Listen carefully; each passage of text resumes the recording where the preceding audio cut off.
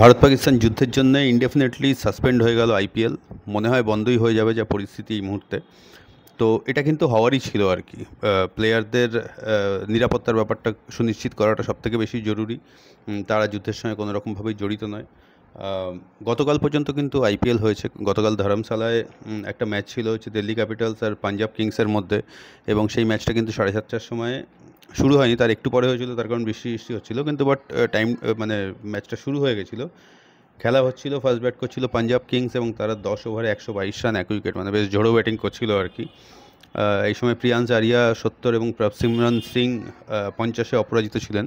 ঠিক এই সময় ধরমশালা স্টেডিয়াম থেকে মাত্র 200 কিলোমিটার মতন দূরে জম্মুতে কিন্তু পাকিস্তান শেলিং শুরু করে। বেশ কিছু শেল ওখানে পড়ে, ড্রোন উড়ে আসে এবং একটা খুব জটিল পরিস্থিতি তৈরি হয়।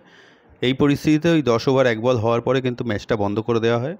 প্রথমে সবাই ভেবেছিল যে, মানে প্রথমে স্টেডিয়ামে আলো নিভিয়ে দেওয়া হয়েছিল এবং বেশিরভাগ মানুষই ভেবেছিল যে আলোর কোনো বিভ্রাট, তো আলোর বিভ্রাট তো হতেই থাকে, মাঝে মাঝেই হয়েছে, বিভিন্ন ওয়ার্ল্ড ক্লাস টুর্নামেন্টেও হয়েছে, ঠিক আছে। কিন্তু তারপরে আস্তে আস্তে দেখা যায় যে সমস্ত দর্শকেরা বেরিয়ে যায় এবং তারপর নিউজটা ফ্ল্যাশ হয় যে এখানে এই জিনিসটা কিন্তু হবে না, আইপিএল হবে না। এবং তারপরেই কিন্তু একটা মনে করা হচ্ছিল যে আইপিএলটা মনে হয় এবারে নাও হতে পারে, তার একটা সম্ভাবনা আছে। আজকে এই মিনিট পাঁচেক আগে নিউজটা ফ্ল্যাশ হলো যে আইপিএল কিন্তু এইবারে আর হবে না। আমার মনে হয় খুবই ভালো সিদ্ধান্ত।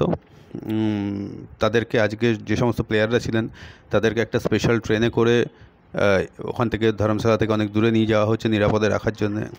তারা নিরাপদে থাকুন, যুদ্ধের মতন চলবে। খুবই ভালো সিদ্ধান্ত আমার মনে হয় এই পরিস্থিতি মাথায় রেখে।